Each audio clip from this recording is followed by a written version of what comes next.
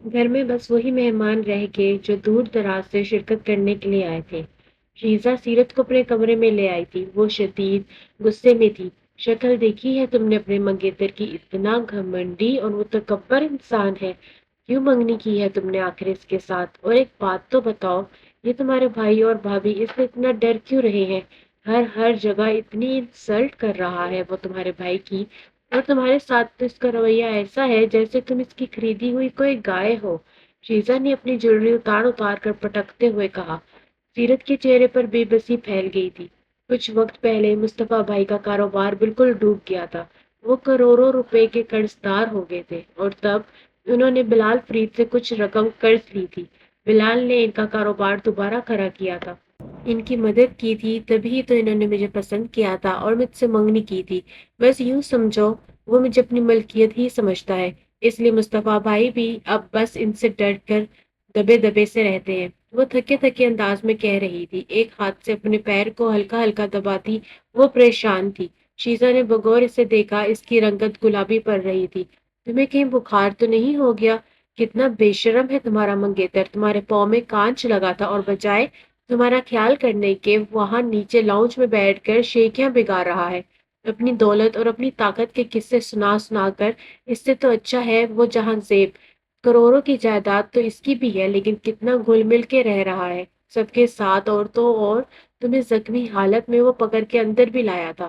شیزا کی بات پر سیرت کا دل یکدم زور سے دھڑکا۔ اس نے گڑبڑا کر اپنے پاؤں واپس نیچے رکھ دیے۔ ہو گیا شیزا، بہت فرق ہے جہاں زیب اور بلال میں۔ بلال کا تعلق مشہور سیاسی پارٹی سے ہے، طاقت کا گھمنڈ تو ہوگا ہی نا، اور وہ جو چاہتا ہے وہ کر سکتا ہے۔ بے بسی سے اپنا لب کچلتے وہ جیسے اپنا دھیان بھٹکانے کی کوشش کر رہی تھی۔ شیزا نے بغور اس کا چہرہ دیکھا۔ تم اس سے ڈرتی ہو صرف، ہے نا؟ تمہیں اس سے بالکل محبت بھی نہیں ہے۔ سیرت جھنجھلا کر اٹھ کھڑی ہوئی۔ ان سب باتوں کا کیا مقصد ہے شیزا؟ میں نے تمہیں بتایا تو ہے، اگلے مہینے ہماری شادی ہونے والی ہے۔ تم خاموشی سے اپنی شادی کی تیاری کرو۔ اس نے شیزا کا شیشے کی طرف موڑا۔ شیزا مسکرا بھی نہ سکی۔ وہ تو اپنی دوست کے لیے بے حد پریشان ہو رہی تھی جس کا مستقبل اسے تاریک نظر آ رہا تھا۔ سیرت کے زخمی پاؤں میں تکلیف تھی، وہ جلد ہی دوا کھا کر سو گئی۔ رفتہ رفتہ پورے گھر میں اندھیرا چھانے لگا۔ وہ رات کا نہ جانے کون سا پہر تھا جب سیرت کو یوں لگا کوئی اسے آواز دے کر بلا رہا ہو۔ وہ چند لمحے تک تو سوئی جاگی کی سی کیفیت میں رہی، اور پھر یکدم ہڑبڑا کر اٹھ بیٹھی۔ کون ہے؟ اس نے گڑبڑا کر پوچھا۔ کمرے کے نیم اندھیرے ماحول میں اسے اپنے بیڈ پر شیزا بیٹھی ہوئی نظر آ رہی تھی، مگر صرف شیزا ہی نہیں، اس کا بھائی وہاب بھی دروازے کے پاس چوکنا انداز میں کھڑا تھا۔ یہ اٹھ گئی ہے، آپ جلدی سے دیکھیں کوریڈور میں کوئی ہے تو نہیں؟ شیزا نے وہاب کو مخاطب کیا۔ اس نے آہستگی سے دروازہ کھول کر باہر جھانکا اور پھر دروازہ بند کر دیا۔ نہیں، کوئی نہیں ہے، لیکن ذرا جلدی کرو، اس نے کہا۔ سیرت حیرانی سے ان دونوں کو دیکھ رہی تھی۔ کیا ہو رہا ہے یہاں؟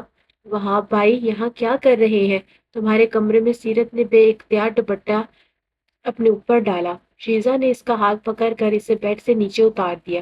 زیادہ سوال جواب کرنے کا وقت نہیں ہے، جلدی چلو۔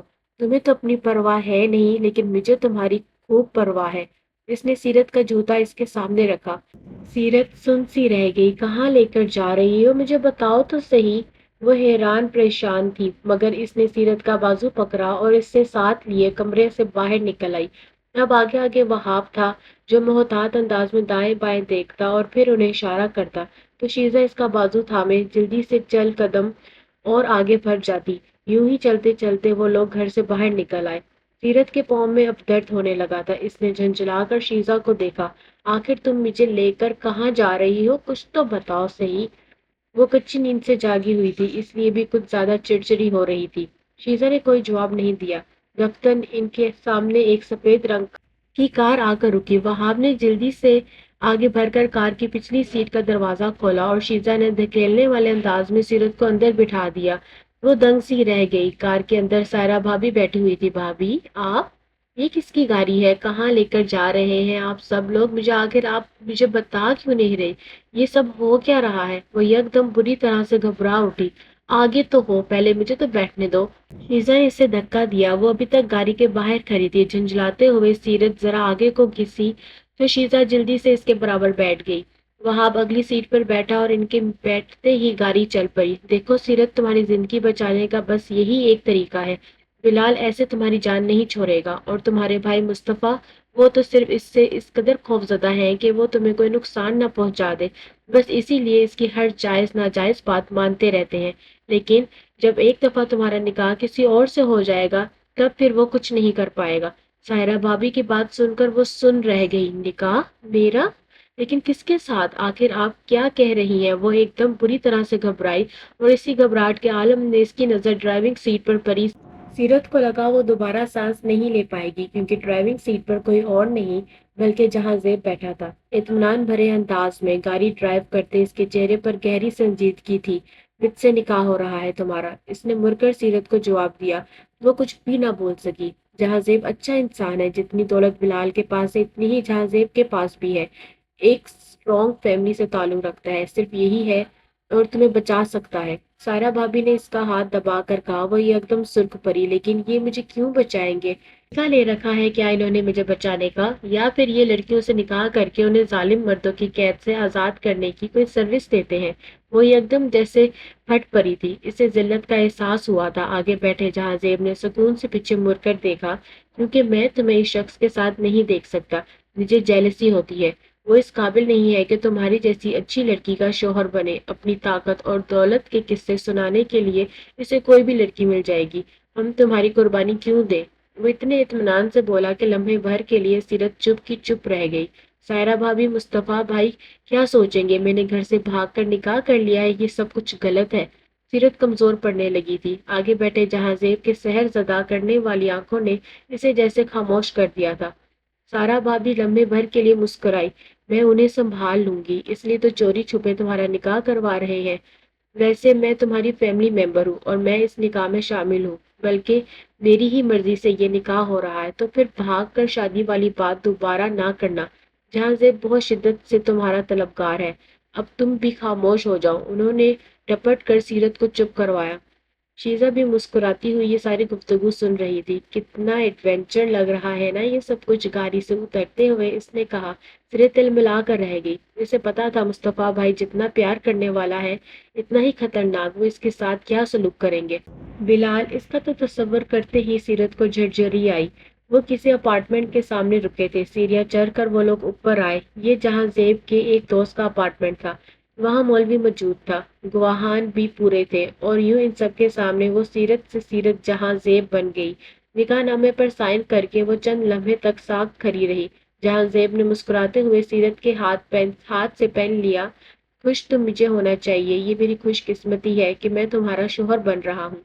लेकिन तुम तो स्टैच्यू बन गई हो, इसने शरारत भरे अंदाज में कहा। सीरत ने बेयकीन निगाहें उठाकर इसे देखा, और ये एकदम फूट फूट कर रोने लगी। शीजा, सायरा भाभी और वहाब तीनों जरा फासले पर थे। किसी को अंदाजा न हो सका कि इन दोनों के दरमियान क्या चल रहा है।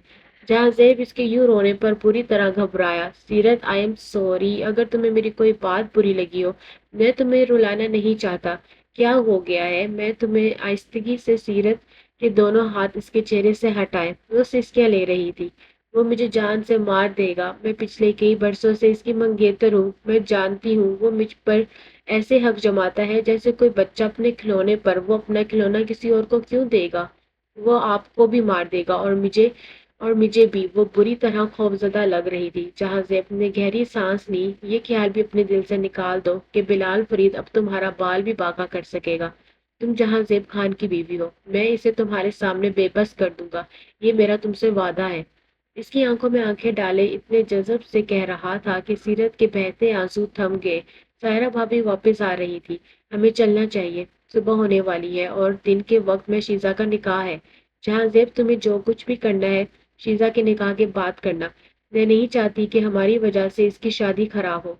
सायरा भाभी की बात पर जहां ज़ेब ने सर हिलाया। सायरा भाभी इसे बाजू से थाम कर नीचे ले आई थी। वो यूं ही इसके साथ घसीटती हुई नीचे आ गई। इसे डर लग रहा था, मगर एक अनजाना सा सुकून था जो इसके अंदर उतर रहा था। गाड़ी में इन सबको बिठाते जहां ज़ेब ने चाबी वहाब के हवाले की। सीरत का दिल जोर से धड़का। क्या आप हमारे साथ नहीं आएंगे? वो खौफजदा हुई थी। जहां ज़ेब ने मुस्कुराते हुए सर नफी में हिलाया। मैं कल आऊंगा तुम्हें लेने, मेरा इंतजार करना। वो पीछे हटकर खड़ा हो गया था। وہاب نے گاڑی سٹارٹ کی، وہ منجد سی بیٹھی اسے دور جاتا دیکھتی رہ گئی، جہاں زیب نے ایک پل کے لیے بھی اس سے نظریں نہیں ہٹائی تھی۔ تھک کر اس نے سائرہ بھابھی کے شانے پر سر ٹکا دیا۔ شیزا مسلسل وہاب کے ساتھ باتیں کر رہی تھی۔ سائرہ بھابھی بھی مطمئن تھی، صرف ایک وہی تھی جو خوف سے لرز رہی تھی۔ صبح کا اجالا چاروں جانب پھیلنے لگا تھا۔ شیزا اسے اپنے ساتھ اپنے ہی کمرے میں لے آئی تھی۔ وہ خوف زدہ تھی، مگر شیزا کی تسلیوں نے کسی حد تک اس کا دل پرسکون کر دیا تھا۔ اسے اپنے سے زیادہ مصطفیٰ بھائی کی فکر تھی۔ وہ جانتی تھی بلال کس طرح انہیں دبال لیتا تھا۔ نکاح کا وقت صبح کا رکھا گیا تھا اور اسی پہر کے قریب رخصت تھی، کیونکہ شیزا کے سسرال والوں کو اسے رخصت کرا کر دوسرے شہر لے جانا تھا، اسی لیے صبح صبح ہی گھر میں شور ہنگامہ شروع ہو گیا تھا۔ شیزا صبح تیار ہونے کے لیے پارلر چلی گئی تھی۔ وہ کسل مندی سے اکیلی ہی اپنے کمرے میں لیٹی تھی جب اس کا موبائل بجا۔ بیزاری سے اس نے موبائل اٹھا کر دیکھا، انجان نمبر سے میسج موصول ہوا تھا۔ وہی پیچ کلر کا ڈریس پہننا جو میں نے تمہیں دلایا تھا، اس میں تم بہت اچھی لگو گی۔ میسج جہاں زیب کی جانب سے تھا۔ سیرت کے لبوں پر ایک مسکراہٹ بکھر گئی۔ وہ بے ساختہ شرمائی تھی۔ بلال کے ساتھ اتنے سالوں کے تعلق میں سے ایک دفعہ بھی یہ ذہنی سکون نصیب نہیں ہوا تھا جو جہاں زیب کے ساتھ چند گھنٹوں میں وہ محسوس کرنے لگی تھی۔ وہ ایک دم فریش ہو کر اٹھ بیٹھی، ذہن سے جیسے سارا بوجھ ہی اتر گیا تھا۔ پیچ کلر کا ڈریس شیزا نے پہلے ہی ملازمت سے استری کروا کر الماری میں ٹانگ دیا تھا۔ وہ کپڑے تبدیل کر کے آئینے کے سامنے آ کھڑی ہوئی۔ آئینے نے گواہی دی تھی کہ جہاں زیب کا کہا درست تھا۔ پیچ کلر کے خوبصورت سے جوڑے میں اس کی اپنی رنگت بھی ویسے ہی ہو رہی تھی جیسے لمبے گھنے بالوں کو رولز کرتے ہوئے۔ سیرت نے لبوں پر ہلکی سی لپسٹک جمائی، تبھی دروازے پر دستک ہوئی تھی۔ آ جائیں اندر، اس نے مصروف سے انداز میں جواب دیا۔ اسے پتا تھا کوئی ملازمہ ہی ہوگی۔ میں بس ابھی آ جاتی ہوں، مجھے پتا ہے مجھے دیر ہو گئی ہے۔ شیزا پارلر سے واپس آ گئی کیا؟ اس نے گھڑی میں وقت دیکھتے مصروف سے انداز میں کہا اور پھر پلٹ کر آئینے پر نظر ڈالتے ہی وہ اپنی جگہ منجمد ہو کر رہ گئی۔ آئینے میں اس کے عکس کے پیچھے بلال فرید کھڑا ہوا دکھائی دے رہا تھا، وہی روپ والا حلیہ، سیاہ رنگ کا کرتا شلوار پہنے، بائیں ہاتھ کی کلائی میں رولکس کی قیمتی گھڑی اس کی دولت کا مظہر تھی۔ سگریٹ کا کش لگاتے اس نے سر سے لے کر پیر تک سیرت کو دیکھا۔ یہ کیسے کپڑے پہن لیے ہیں تم نے؟ یہاں سے کسی سے مانگ کر پہنے ہیں کیا؟ وہ سوٹ کیس جو مجھ سے منگوایا تھا، ان میں تو یہ کپڑے نہیں تھے۔ اس کا انداز حق جتانے والا تھا۔ سیرت کی رنگت سرخ پڑی۔ ارے اب یہ مت کہنا کہ میں نے کھول کر چیک کیوں کیا۔ ہونے والی بیوی ہو تم میری، تمہاری ہر چیز پر نظر رکھنا میرا فرض ہے۔ وہ اطمینان سے صوفے پر پھیل کر بیٹھ گیا تھا۔ سیرت کی دھڑکنیں مدھم لڑنے لگی۔ اس نے مدد طلب نظروں سے دروازے کی سمت دیکھا جیسے بلال نے لاک کر دیا تھا۔ آپ یہاں سے باہر چلے جائیں، کوئی دیکھے گا تو کیا سوچے گا؟ اس نے دھیمی آواز میں اسے ٹالنا چاہا، مگر بلال کے چہرے پر مسکراہٹ بکھر گئی۔ کیوں کچھ سوچے گا؟ تم میری منگیتر ہو، تمہاری وجہ سے میں یہاں ان بیکار لوگوں کے بیچ میں پڑا ہوں۔ تمہیں پتا ہے میں کتنا مصروف رہتا ہوں، اور تم ہو کے تمہیں میری پسند ناپسند کا کوئی خیال نہیں ہے، وہ بیزاری بھرے انداز میں کہہ رہا تھا۔ سیرت نے اپنا سر جھٹکا۔ ناممکن تھا کہ وہ سیرت کی وجہ سے یہاں پڑا ہو۔ اسے یقیناً شیزا کے والدین میں کوئی فائدہ نظر آ رہا تھا، جب ہی وہ کل رات سے یہاں پر اجمان تھا۔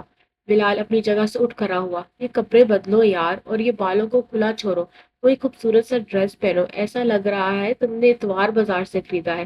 ذرا بازو تو دیکھو اس کے کیسے ہیں۔ اس نے طنز بھرے انداز میں سیرت کی ایک آستین کو چھوا۔ وہ کسمسا کر پیچھے ہٹی تھی۔ مجھے چینج نہیں کرنا، مجھے یہی کپڑے پسند ہے، آپ خوامخواہ مجھ پر زیادہ روب مت جھاڑا کریں۔ پتہ نہیں اس کے اندر اتنی ہمت کہاں سے آ گئی۔ اس کا جواب سنتے بلال فرید ہکا بکا رہ گیا۔ سمجھایا کرتے تھے میرے بابا جان مجھے، لڑکیوں کو زیادہ آزادی نہیں دینی چاہیے۔ دیکھا اپنے شہر سے نکل کر دوسرے گھر آئی نہیں اور کس طرح زبان چلنے لگی ہے تمہاری۔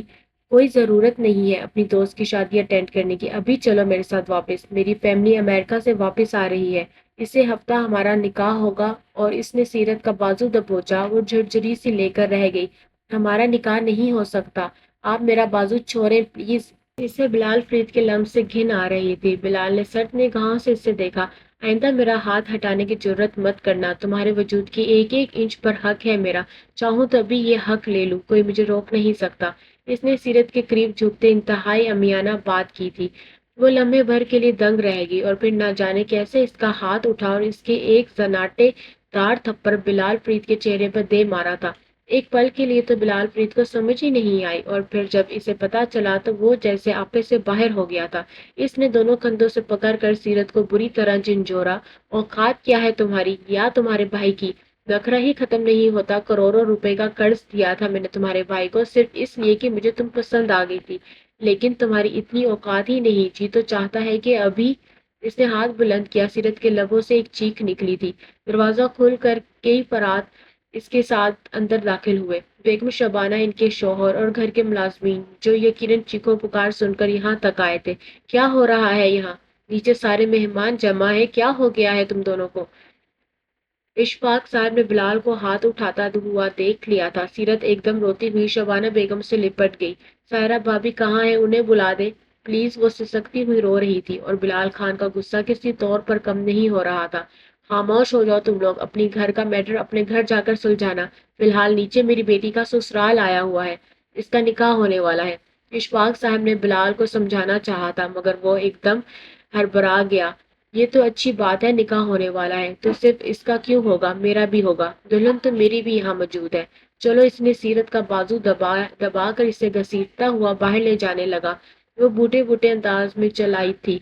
यहाँ तमाशा बनाना बंद करें बिलाल, प्लीज मेरा बाजू छोड़े। वो रो रही थी। इसे शिद्दत से अफसोस हो रहा था कि वह यहाँ आई ही क्यों।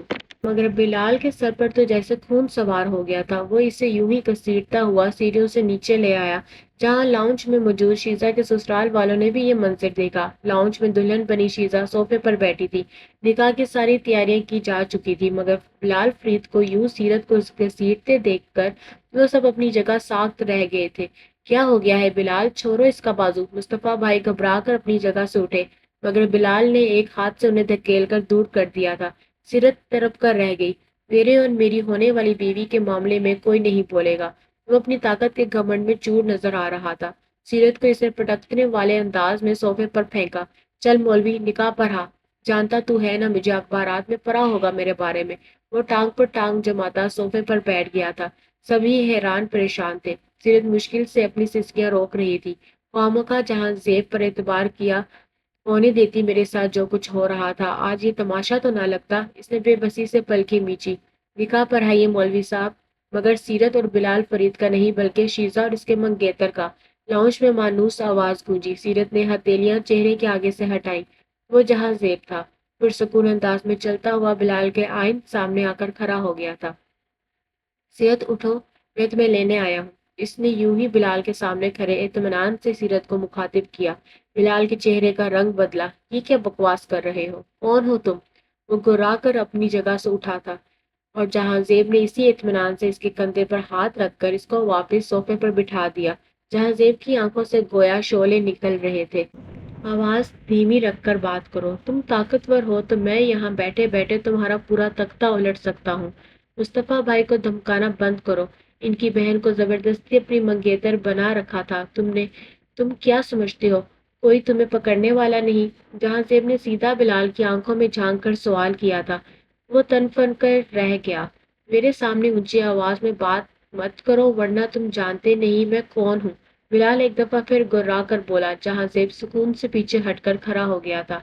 आप जितने अफराद भी यहाँ मौजूद हैं, इन सबके सामने मैं बता दूं कि ये मसूफ एक सियासी पार्टी से ताल्लुक रखते हैं, और अपनी ताकत के घमंड में डूब कर इन्होंने मुस्तफा भाई जैसे शरीफ और इनकी बहन को अरसा दराज से परेशान कर रखा है। लेकिन अब नहीं, क्योंकि मैं सीरत से निकाह कर चुका हूँ, और मेरी बीवी को कोई डराए या धमकाए ऐसा मैं होने नहीं दूंगा।